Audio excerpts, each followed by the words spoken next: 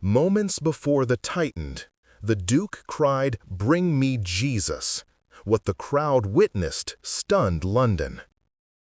The rope was already around his neck when the Duke of Ashworth whispered the name of the woman he had destroyed. Not to the priest, not to the executioner, not even to the gray October sky that hung over Tyburn like a shroud. He whispered it to himself, "Eleanor," and the syllables fell from his cracked lips like a prayer he no longer deserved to speak. 10,000 Londoners had gathered to watch the most powerful man in England die, and not one of them knew the truth, that the noose tightening against his throat was not justice. It was mercy, because living with what he had done to her, what he had let them do, was a sentence no gallows could match. His hands, bound behind his back with rope that cut into the same wrists that had once signed death warrants, trembled, not from fear, from the memory of her face the last time she'd seen her, the way she hadn't screamed when the guards dragged her from his bed, the way she had simply looked at him, looked through him, as if she had always known he would choose his name over her life. And God help him. "Bring me Jesus," he said, louder now, his voice cracking across the wooden platform. The crowd rippled. Murmurs spread like flame through dry kindling. The executioner paused, his hand on the lever that would send the Duke plummeting to his death. "Bring me Jesus," Ashworth repeated, and this time there was no mistaking the desperation. "I will not die without him." The prison chaplain stepped forward, confusion twisting his aged face. "Your Grace, I have already administered last rites." "Not you." The Duke's eyes, those famous gray eyes that had seduced half the women of the ton and condemned the other half, locked on to something in the crowd. Someone. Him. And then, impossibly, the sea of bodies parted. A figure emerged from the masses, tall, cloaked in black. Face obscured by a hood that seemed to drink the weak morning light. The crowd fell silent, not the respectful silence of a funeral, but the terrified silence of prey that has just realized it is being hunted. The figure climbed the scaffold steps with the slow inevitability of a tide coming in. And when the hood fell back, London gasped, because the face beneath it was not a man's. It was hers. Wait, before the next confession unfolds, if this story has already stirred your heart, tell us where you're watching from.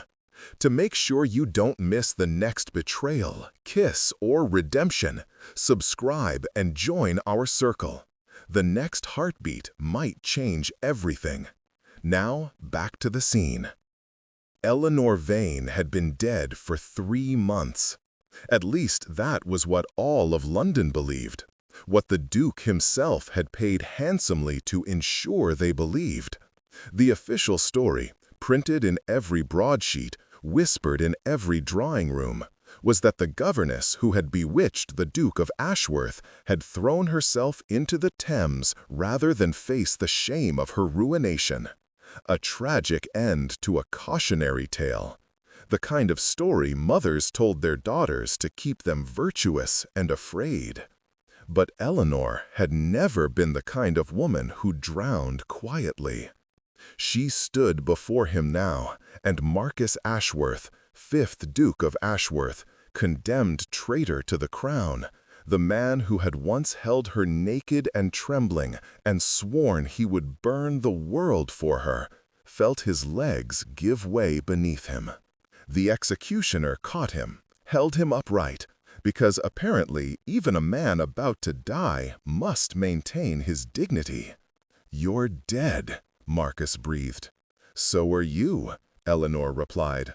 Her voice was exactly as he remembered, low, musical, capable of making the most mundane words sound like an invitation to sin. Or you will be in approximately 3 minutes. Unless what? She smiled. It was not a kind smile. It was the smile of a woman who had crawled out of her own grave and discovered that resurrection tasted like revenge. Unless you tell them the truth, Your Grace. The crowd had begun to murmur again, a low buzz of confusion and excitement. The executioner looked to the sheriff. The sheriff looked to the chaplain. The chaplain looked to the heavens, as if hoping God himself might provide instructions for what to do when a dead woman interrupted a hanging. "The truth," Marcus repeated, and the word felt foreign on his tongue.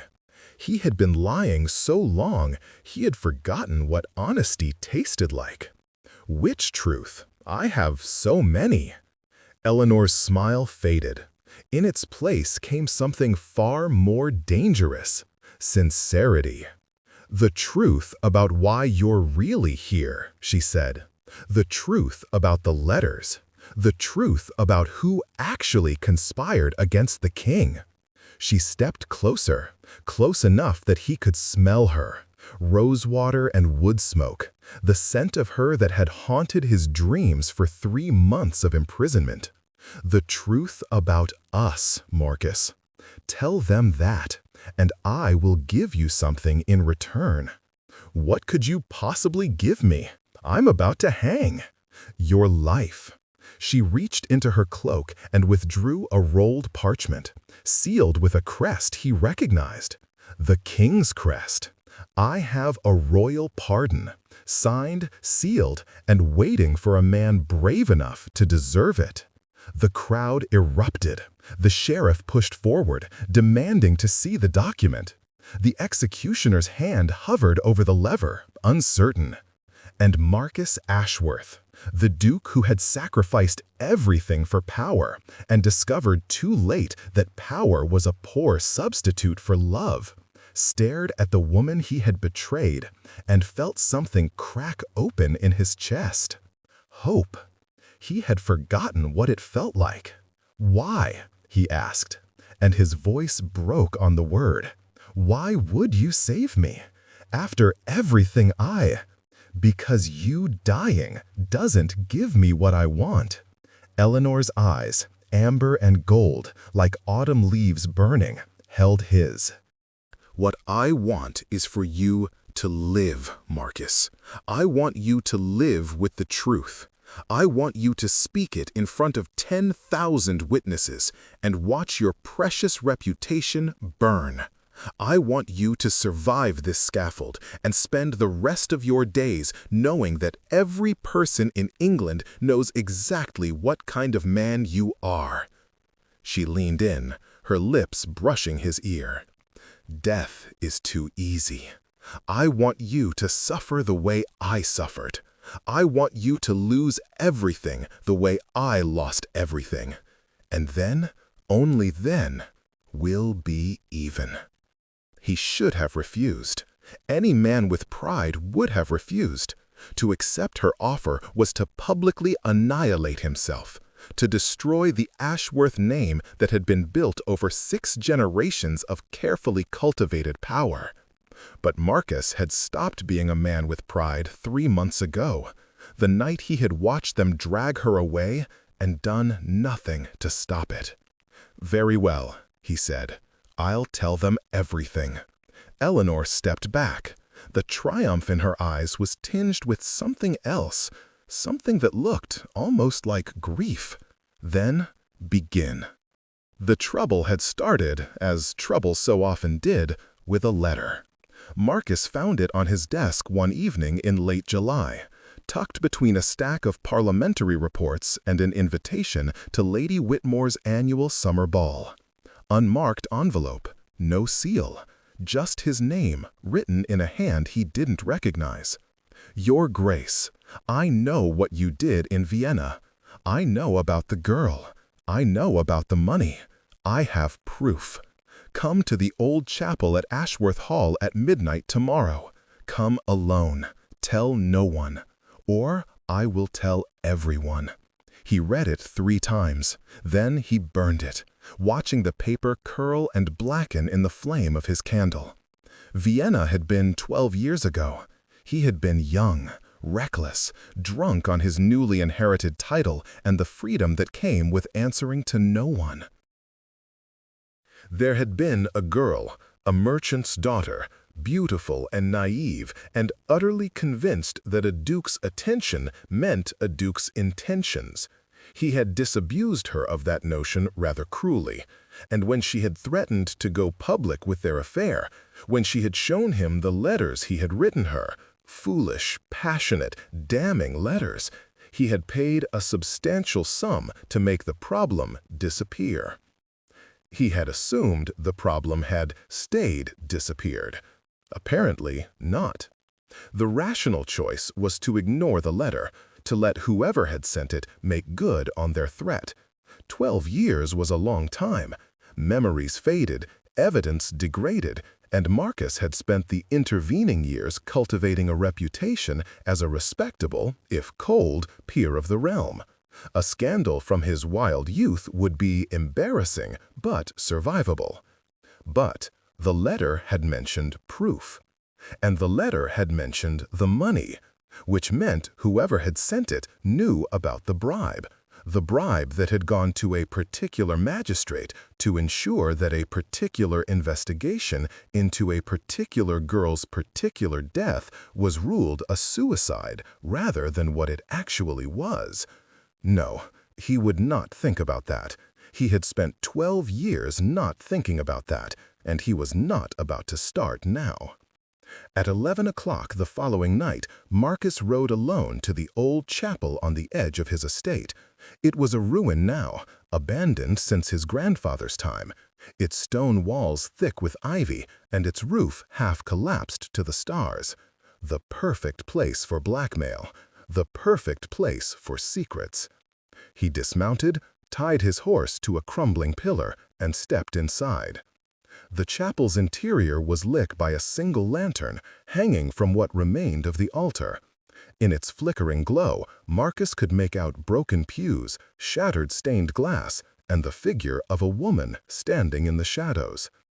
"You came," she said. "I wasn't certain you would. Who are you?" She stepped into the light. She was perhaps 25, with dark hair pinned loosely at the nape of her neck and amber eyes that caught the lantern's flame and held it.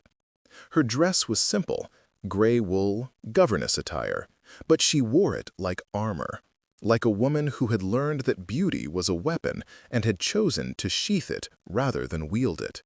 Marcus felt something stir in his chest, something he hadn't felt in years.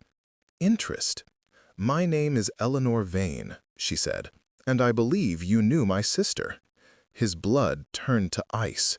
"Your sister?" "Anna Vane." Eleanor's voice was steady, but her hands, clasped tightly at her waist, betrayed her. "She was 17 when you met her in Vienna, 18 when she died. The magistrate ruled it a suicide." A pause. "We both know it wasn't." "I don't know what you're talking about." "Don't." The word cracked through the chapel like a whip. "Don't insult me with lies, Your Grace. I have spent 8 years gathering evidence, 8 years tracking down witnesses, 8 years piecing together every sordid detail of what happened to my sister after you finished with her and threw her away like refuse." She reached into her pocket and withdrew a bundle of papers tied with string. "I have your letters. I have statements from the servants who heard her crying. I have the original coroner's report, the real one, before your money made it disappear.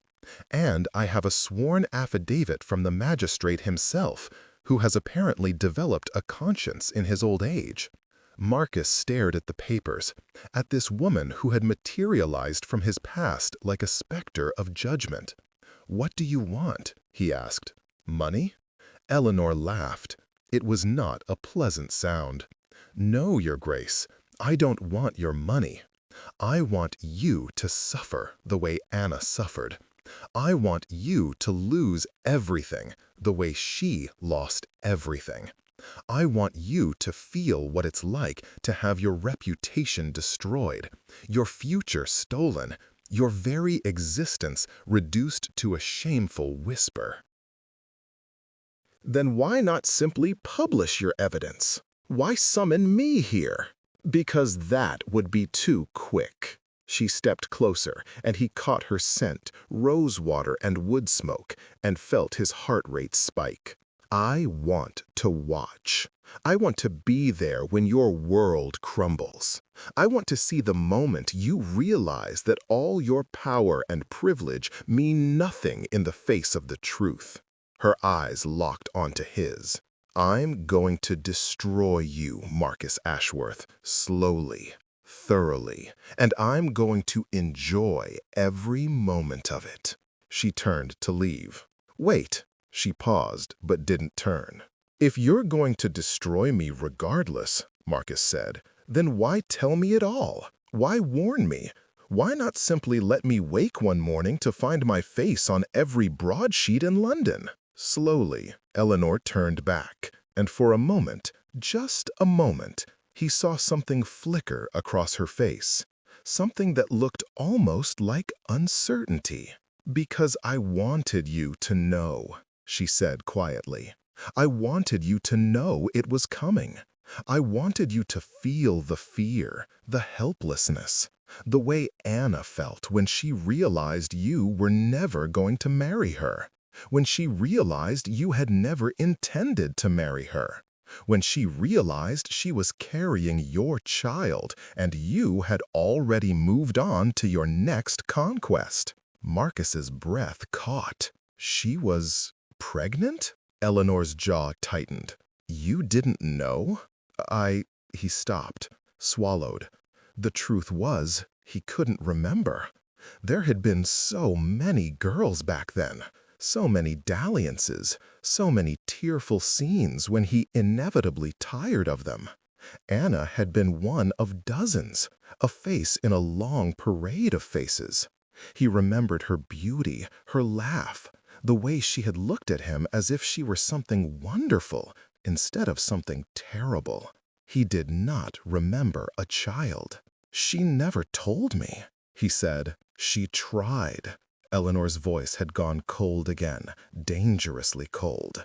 She wrote to you, 15 letters begging for help, begging for acknowledgement, begging you to do the right thing. She pulled another paper from her pocket, a single sheet, worn soft at the creases. This is the last one, the one she wrote the night she died. Would you like to know what it says? No. It says, "He will not answer. He will not come. There is nothing left for me but the river. Tell Eleanor I am sorry.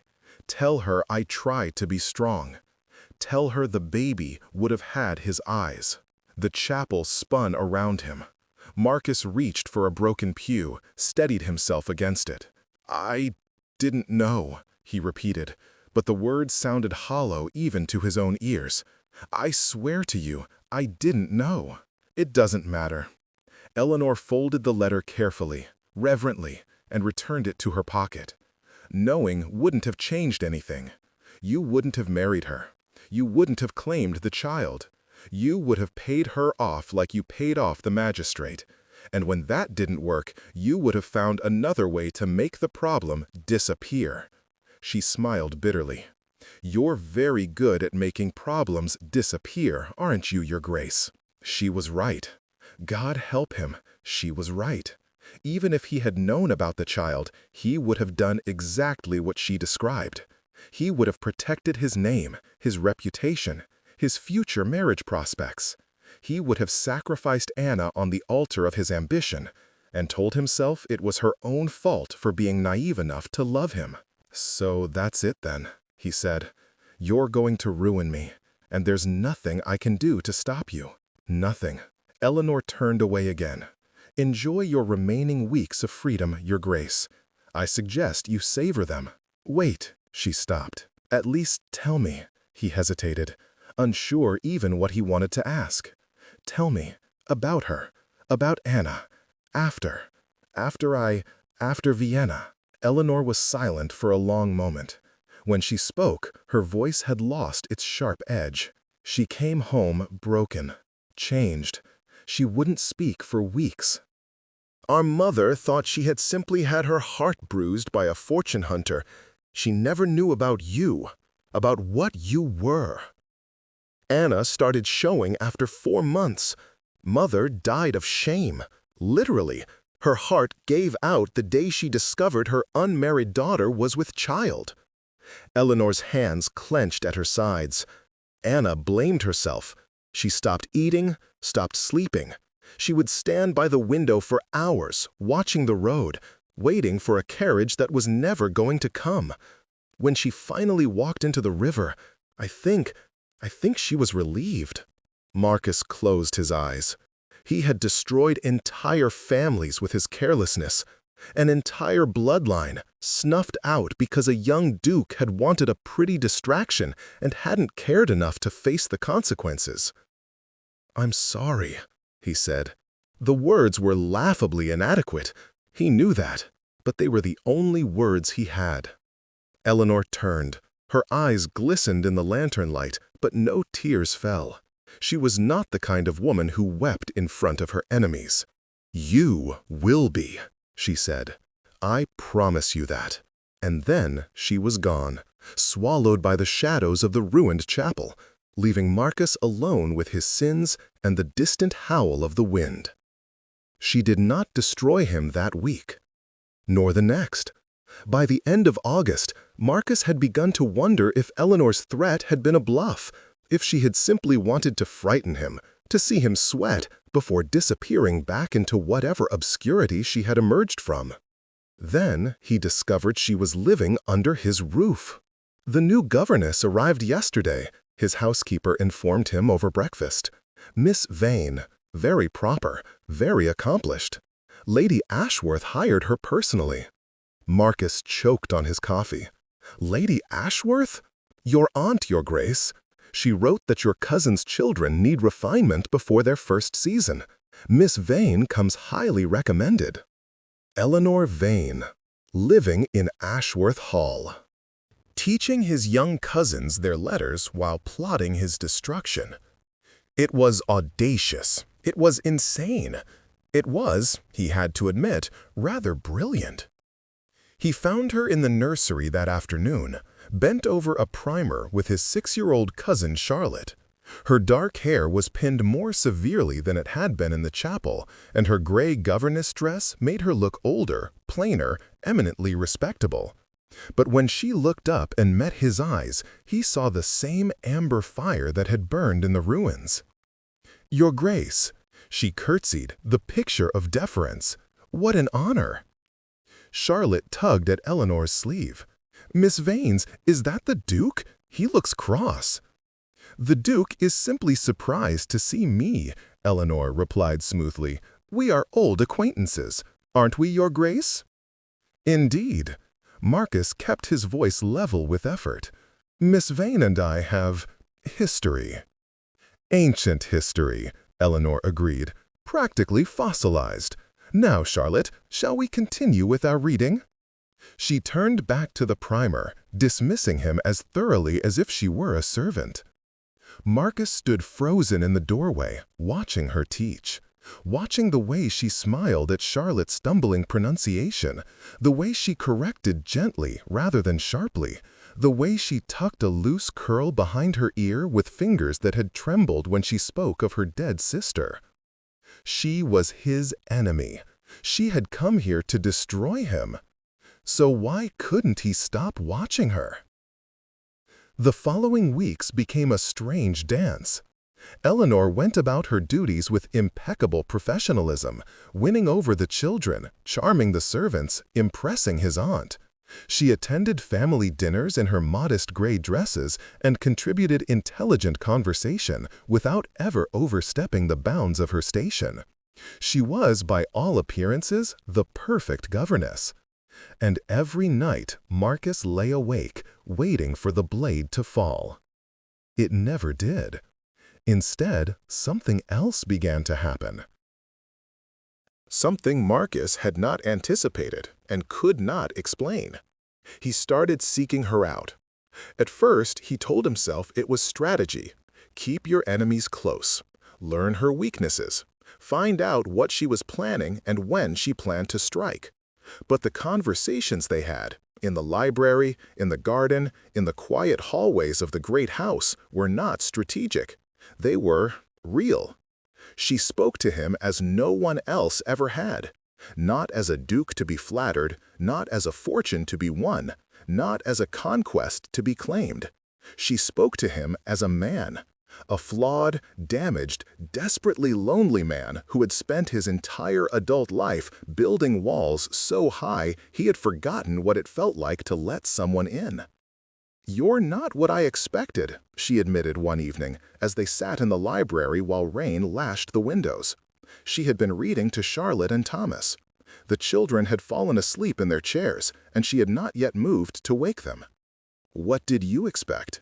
A monster." She looked at him, and there was genuine confusion in her amber eyes. "I expected you to be cruel, heartless, the kind of man who destroys lives without a second thought." "I am that man." "No." She shook her head slowly. "You were that man. 12 years ago, you were exactly the monster I imagined. But now," she trailed off. Now I don't know what you are." She rose, moving to the window, her silhouette dark against the storm-lit glass. "You visit the tenants. You remember their children's names. You increased the servants' wages without being asked. She stopped, laughed humorously. "You're making this very difficult." "Making what difficult?" She turned.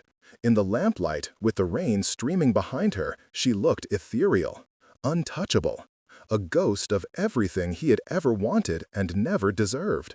"Hating you," she said. "You're making it very difficult to hate you." Marcus stood, crossed the room. Stopped an arm's length away from her, because if he got any closer, he would not be able to touch her. "Then don't," he said. "Don't what?" "Don't hate me. Let me make amends. Let me—" He struggled for words, for once in his life finding himself without the smooth phrases that had always come so easily. "Let me try to become something other than the man who killed your sister." Eleanor's breath caught. "You didn't kill her. I drove her to it. There's no difference." "There is," her voice cracked. "There is a difference, Marcus. A murderer doesn't stand in front of you with regret in his eyes. A murderer doesn't lose sleep over a girl he barely remembers.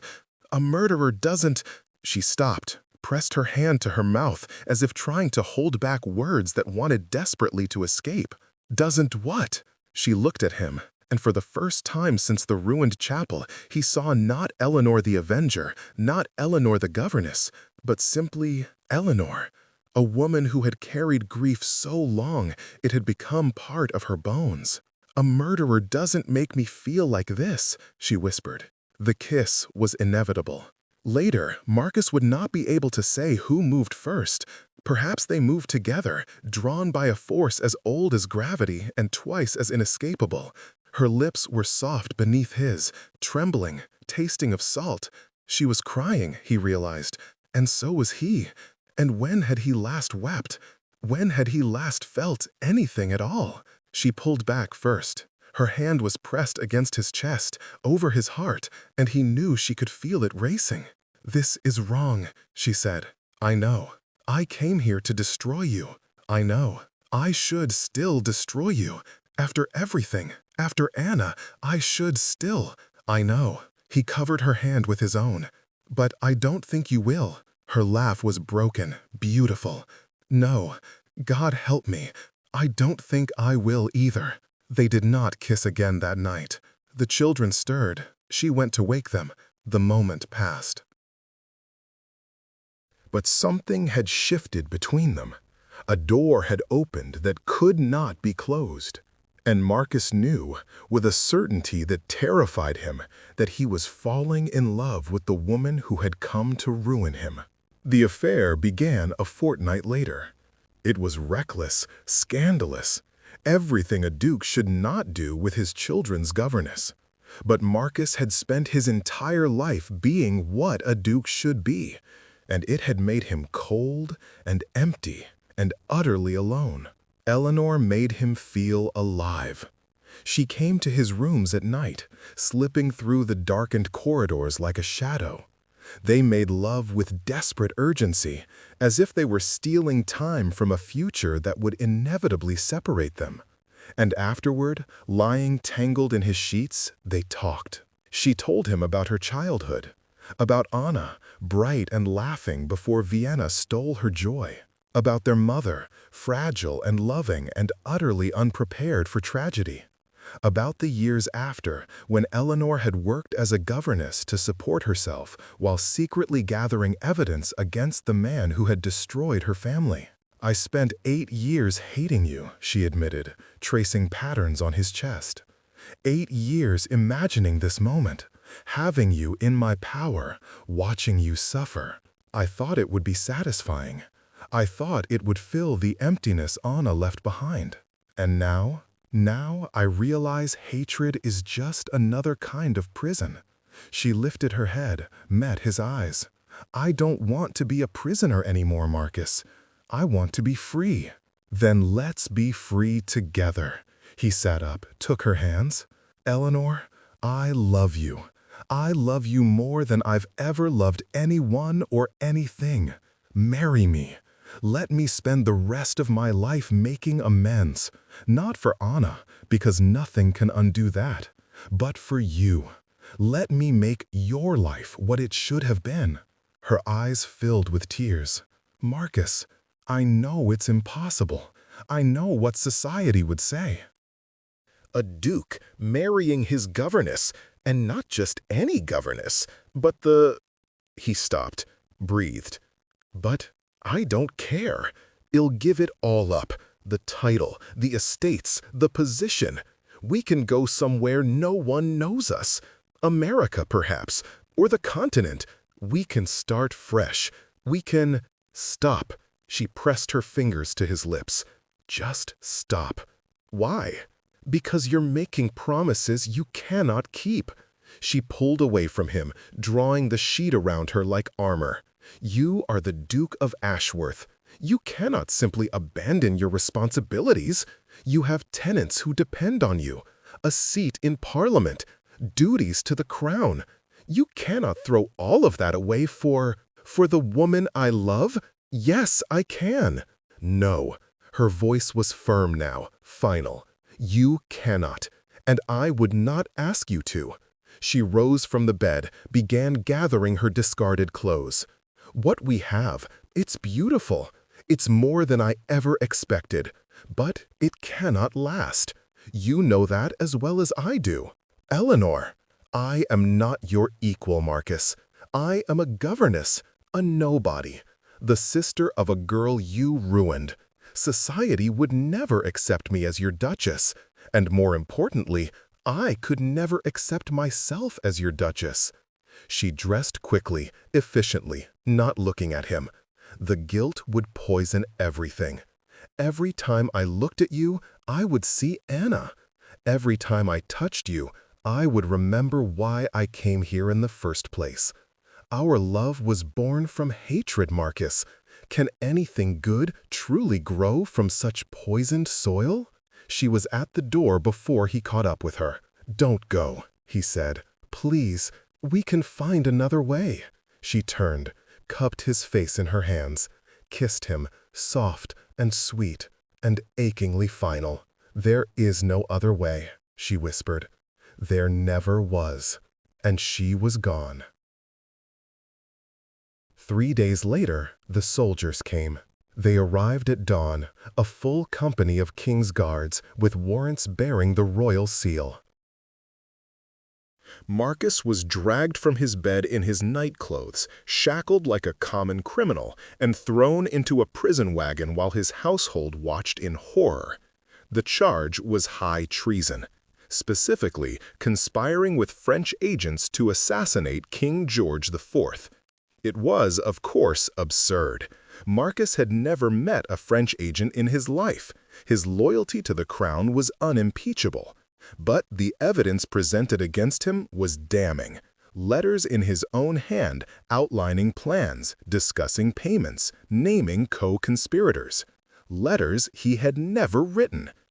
The letters were found in your private study, the magistrate informed him, during the farce of a trial that followed, hidden in a secret compartment behind the paneling. Your valet has testified that he saw you writing them. Your secretary has testified that you instructed him to destroy earlier drafts. The evidence is overwhelming, Your Grace. The evidence is fabricated. So you claim? But 13 witnesses disagree. The magistrate peered down at him over his spectacles, including, I might add, a Miss Eleanor Vane, who has provided a detailed account of treasonous conversations you apparently conducted in her presence. Marcus's blood turned to ice. Eleanor. Eleanor had betrayed him. She had wormed her way into his heart, made him love her, made him believe she loved him in return. And all along, she had been planning this. Not a simple ruination, not a scandal, death. She had planned his death from the very beginning. And he had walked into her trap like a fool. The trial lasted 3 days. The verdict was never in doubt. The Duke of Ashworth was found guilty of high treason and sentenced to hang by the neck until dead. In his cell, awaiting execution, Marcus had 3 months to contemplate his sins. 3 months to realize that even now, even knowing what she had done, he could not stop loving her. 3 months to understand that he deserved every moment of this. And 3 months to wonder why, if she hated him enough to orchestrate his death, she had cried when she kissed him goodbye. The rope tightened against his throat as Marcus raised his voice. "My name is Marcus Ashworth," he said, and 10,000 voices fell silent. "5th Duke of Ashworth, condemned traitor, and I am guilty," the crowd murmured. "Not of treason," he continued. "The letters were forgeries. The witnesses were paid. I am innocent of conspiracy against the crown." He paused, let the words sink in. "But I am guilty of far worse crimes. Crimes that no court would ever prosecute. Crimes that no law would ever punish. Crimes against my own humanity." Eleanor stood before him, the royal pardon clutched in her hand. Her face was unreadable. "12 years ago," Marcus said, "I met a girl named Anna Vane. She was 17, beautiful, innocent. She loved me, and I destroyed her." His voice cracked, but he pressed on. "I seduced her with promises I never intended to keep. I abandoned her when she became inconvenient. I ignored her letters when she begged for help. And when she walked into the river with my unborn child in her belly, I paid a magistrate to rule it a suicide so that I wouldn't have to face the consequences of what I had done." The crowd erupted. Shouts of outrage, cries of disbelief, women weeping and men cursing. This was not what they had come to see. They had come to watch a traitor die. Instead, they were watching a man disembowel himself with truth. "I have spent 12 years pretending to be a good man," Marcus continued, "pretending to be honorable, pretending to be worthy of the title I bear and the power I wield. But I am none of those things. I am a coward, a liar, a murderer in all but name." He looked at Eleanor, only at Eleanor, as if they were alone in the world. "And the woman standing before me, the woman who orchestrated my downfall, is not my enemy. She is my conscience. She is everything I should have been, and wasn't. She is the only person who has ever loved me enough to force me to face what I truly am. Eleanor's composure finally cracked. Tears streamed down her cheeks, and she made no move to wipe them away. "You wanted me to suffer," Marcus said to her. "You wanted me to lose everything. Well, I have. My title is forfeit. My lands will be seized. My name will be synonymous with shame for generations to come." He smiled, and it was the first genuine smile he had worn in months. "But you also gave me something, Eleanor. You gave me the chance to tell the truth. You gave me the chance to die as an honest man, instead of living as a lie." He turned to the executioner. "I'm ready." "No!" Eleanor surged forward, thrusting the pardon at the sheriff. "He's been pardoned by order of the king. You cannot." The sheriff examined the document, looked at the royal seal, looked at Marcus. "This appears to be genuine, Your Grace. You are free to go." Marcus shook his head. "Keep it." "Eleanor." "What?" "I said keep it." He met her eyes, willing her to understand. "I don't want to be pardoned, Eleanor. I don't want to walk away from this scaffold and spend the rest of my life pretending this never happened. I want." His voice broke. "I want peace. I want to stop running from what I did. I want to stop being the Duke of Ashworth and just be Marcus, the man who loved your sister once, even if he didn't know how to show it. The man who loves you now, even though he doesn't deserve to." "Marcus, you can't." "I can." He stepped closer to her, as close as the rope would allow. "But not here. Not like this." He looked at the sheriff. "What happens if I'm pardoned but refuse to return to my title? Can I simply disappear?" The sheriff frowned. "I suppose, technically, you could renounce your duchy. The title would pass to your nearest male relative. But, Your Grace, the scandal will be enormous." "I know." Marcus looked back at Eleanor. "But I've discovered something over these past 3 months. Scandal is only terrifying when you have something to lose, and I have already lost everything that matters." He reached for her hand, and after a moment's hesitation, she let him take it. "Everything except you." "I framed you for treason." Her voice was raw. "I forged letters. I bribed witnesses. I let you rot in prison for 3 months. How can you possibly—" "How can I possibly still love you?" He laughed softly. "Because you did what I never had the courage to do. You held me accountable. You forced me to face the consequences of my actions. You treated Anna's death as if it mattered, as if she mattered, when the rest of the world had already forgotten her." He lifted her hand to his lips. "You gave me justice, Eleanor. That's not betrayal. That's love." The crowd had gone utterly silent. 10,000 Londoners stood transfixed, watching a scene that would be recounted in drawing rooms and taverns for decades to come. The Duke who confessed, the governess who forgave, the love story that bloomed on the gallows. "I can't let you die," Eleanor whispered. "I thought I could. I thought I wanted to. But standing here, watching you choose death over dishonor," she shook her head. "You're not the same man who killed my sister. That man would never have done this.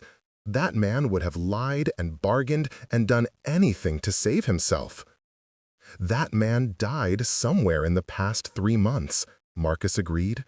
"In a prison cell, in the dark, dreaming of amber eyes." Eleanor turned to the sheriff. "Release him." The executioner removed the noose. A guardsman unshackled his hands. And Marcus Ashworth, former Duke of Ashworth, stepped off the scaffold and into the arms of the woman who had brought him to his knees. The crowd exploded into chaos, cheering, weeping, surging forward to touch the couple who had given them the most extraordinary spectacle in London's history. But Marcus barely heard them. He was too busy kissing Eleanor, kissing her as if his life depended on it, which, in a very real sense, it did. "What happens now?" she asked when they finally broke apart. Now? He looked around at the pandemonium surrounding them, at the world that would never be the same. Now we disappear. We find somewhere quiet and simple and impossibly far from here. We build a life that has nothing to do with titles or revenge or ghosts from the past. And Anna? His smile faded.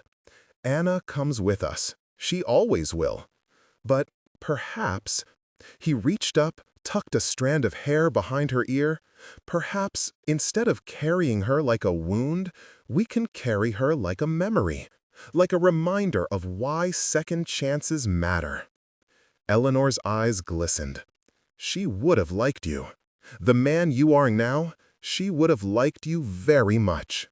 Then I'll spend the rest of my life trying to be worthy of that. He took her hand. Shall we? Together, they walked through the parting crowd. Behind them, the scaffold stood empty, the rope swaying in the October wind, the symbol of the death that had been cheated, a symbol of the life that had been earned.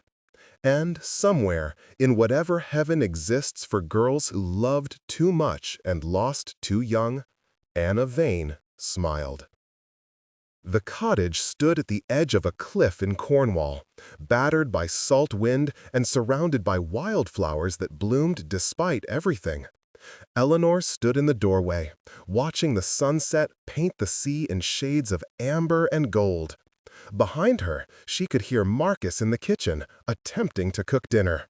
He was terrible at it. A lifetime of servants had left him utterly unprepared for domestic tasks. But he insisted on trying, and she loved him for it. "The soup is burning," she called over her shoulder. "The soup is caramelizing," he called back. "There's a difference." "Not in this case." A muttered curse, a clatter of pots, and then he was beside her, his arms wrapping around her from behind, his chin resting on the top of her head. "I may have ruined dinner," he admitted. "You may have. We could go to the tavern in the village. We could. Or we could skip dinner entirely and find other ways to occupy ourselves." She turned in his arms, smiling up at him. He looked different now, tanned from working outdoors, beard growing in, calluses forming on hands that had never known labor. He looked, for the first time since she had known him, at peace. "I have something for you," she said. "Oh?" She reached into her pocket and withdrew a small object wrapped in cloth. When she unwrapped it, Marcus' breath caught. It was a ring, simple gold, slightly worn, engraved with initials that had faded with time. "It was Anna's," Eleanor said quietly. "Our mother gave it to her on her 16th birthday. She was wearing it when she stopped, breathed. When they found her. I've kept it all these years. I thought maybe it was time to let it go." Marcus took the ring, turned it over in his palm, looked at her. "Are you asking me to marry you, Miss Vane?" "I believe I am, Mr. Ashworth." She had insisted he drop the title entirely. He had insisted she drop the formality. They had compromised on these names for their new life. Unless, of course, you have objections. Only one. He slid the ring onto her finger. It fit perfectly, as if it had always been meant for her, and then dropped to one knee in the cottage doorway, with the sunset blazing behind them and the sound of the sea filling the silence. "You stole my proposal!" Eleanor laughed. It was a sound she had almost forgotten how to make, full, unguarded, joyful. "Then perhaps you should ask me anyway," she said, "just to make it official." And he did. The wedding was held a month later in a tiny church on the cliffs, with no guests but the pastor and the seagulls and the ghost of a girl they both carried in their hearts. Eleanor wore a dress of pale blue, not white because neither of them were innocent, but something gentler than gray, something that spoke of hope rather than mourning. Marcus wore a simple coat and waistcoat, no trace of the finery that had once defined him. "I, Marcus, take you, Eleanor," he said, and his voice was steady, sure, to be my wife, to honor and cherish, to stand beside no matter what storms may come. I make this vow not only to you, but to the memory of your sister, to live the kind of life that might, in some small measure, atone for the harm I once caused. "I, Eleanor, take you, Marcus," she replied, and she was smiling through her tears, "to be my husband, to forgive and be forgiven, to build something beautiful from the ashes of what was destroyed. I make this vow not for Anna's sake, but for ours, because I have learned that love is stronger than grief, and hope is stronger than hate, and you are stronger than the man you used to be." The pastor pronounced them married.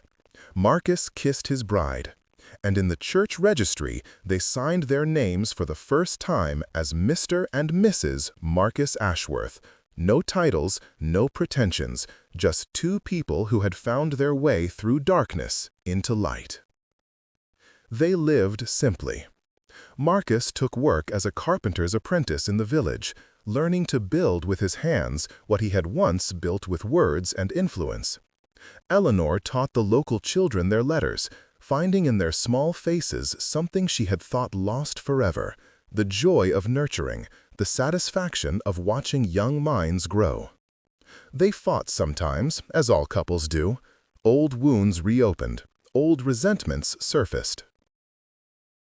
There were nights when Eleanor woke screaming from dreams of the river, and nights when Marcus sat alone in the dark, tormented by memories of the man he had been. But always, always, they found their way back to each other. Always they chose forgiveness over blame, love over pride, the difficult present over the haunted past. And slowly, year by year, the cottage on the cliffs became a home. Children came, first a daughter, whom they named Anna, and then twin sons, Thomas and James. The children grew up knowing the sea and the wildflowers and the warmth of parents who loved each other fiercely, imperfectly, completely. They did not know about the scaffold. They did not know about the scandal. They knew only that their father had once been lost and their mother had found him, and together they had built something stronger than either could have built alone. On the anniversary of their wedding, Marcus and Eleanor would climb the cliffs and scatter wildflowers into the wind, an offering to a girl who had never had the chance to grow old, a prayer for the souls of those who had loved and loved again. "Do you think she forgives us?" Eleanor asked one year, watching the petals spiral downward toward the churning sea. Marcus was silent for a long moment. "I think," he said finally, "that forgiveness isn't something the dead give us. It's something we give ourselves. And I think—" He turned to her, took her hands, looked into the amber eyes that had haunted him across years and continents and the narrow space between life and death. "I think we've finally earned it." Eleanor leaned into him. Around them, the wind sang its ancient song, and the sea crashed against the cliffs, and the wildflowers bloomed in defiance of the salt and the stone and the endless, erosive passage of time. "Then let's go home," she said, and they did. Hand in hand, the former duke and the governess who had brought him to his knees walked back toward the cottage where their children waited, where dinner was likely burning, where love had taken root in the most unlikely of soils and grown into something neither of them had ever dared to imagine. Behind them, caught on a gust of wind, a single wildflower drifted upward instead of down, rising toward the sunset, toward the golden horizon, toward whatever waits for us on the other side of sorrow. Perhaps it was coincidence. Perhaps it was forgiveness. Perhaps it was simply the wind. But Eleanor smiled as she watched it go, and she did not let go of Marcus's hand. And when they reached the cottage door, she paused to look back one final time at the cliffs, at the sea, at the sky painted in the colors of everything they had survived.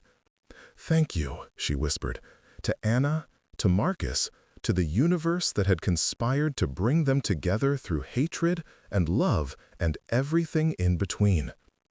And then she stepped inside, into the warmth and the chaos and the beautiful, imperfect life they had built together, and closed the door on the past forever. They lived simply. Marcus took work as a carpenter's apprentice in the village, learning to build with his hands what he had once built with words and influence. Eleanor taught the local children their letters, finding in their small faces something she had thought lost forever: the joy of nurturing, the satisfaction of watching young minds grow.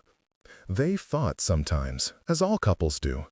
Old wounds reopened, old resentments surfaced.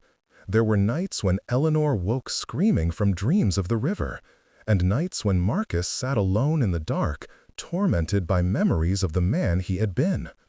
But always, always they found their way back to each other. Always they chose forgiveness over blame, love over pride, the difficult present over the haunted past.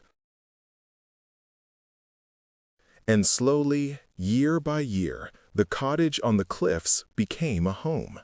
Children came, first a daughter whom they named Anna, and then twin sons, Thomas and James. The children grew up knowing the sea and the wildflowers and the warmth of parents who loved each other fiercely, imperfectly, completely. They did not know about the scaffold. They did not know about the scandal. They knew only that their father had once been lost, and their mother had found him, and together they had built something stronger than either could have built alone. On the anniversary of their wedding, Marcus and Eleanor would climb the cliffs and scatter wildflowers into the wind, an offering to a girl who had never had the chance to grow old, a prayer for the souls of those who had loved and lost and loved again. "Do you think she forgives us?" Eleanor asked one year, watching the petals spiral downward toward the churning sea. Marcus was silent for a long moment. "I think," he said finally, "that forgiveness isn't something the dead give us, it's something we give ourselves. And I think," he turned to her, took her hands, looked into the amber eyes that had haunted him across years and continents and the narrow space between life and death, "I think we finally earned it." Eleanor leaned into him. Around them, the wind sang its ancient song, and the sea crashed against the cliffs, and the wildflowers bloomed in defiance of the salt and the stone and the endless, erosive passage of time. "Then, let's go home," she said. And they did. Hand in hand, the former duke and the governess who had brought him to his knees walked back toward the cottage, where their children waited, where dinner was likely burning, where love had taken root in the most unlikely of soils and grown into something neither of them had ever dared to imagine. Behind them, caught on a gust of wind, a single wildflower drifted upward instead of down, rising toward the sunset, toward the golden horizon, toward whatever waits for us on the other side of sorrow. Perhaps it was coincidence. Perhaps it was forgiveness. Perhaps it was simply the wind. But Eleanor smiled as she watched it go, and she did not let go of Marcus's hand. And when they reached the cottage door, she paused to look back one final time at the cliffs, at the sea, at the sky painted in the colors of everything they had survived. "Thank you," she whispered, "to Anna, to Marcus, to the universe that had conspired to bring them together through hatred and love and everything in between." And then she stepped inside, into the warmth and the chaos and the beautiful, imperfect life they had built together, and closed the door on the past forever.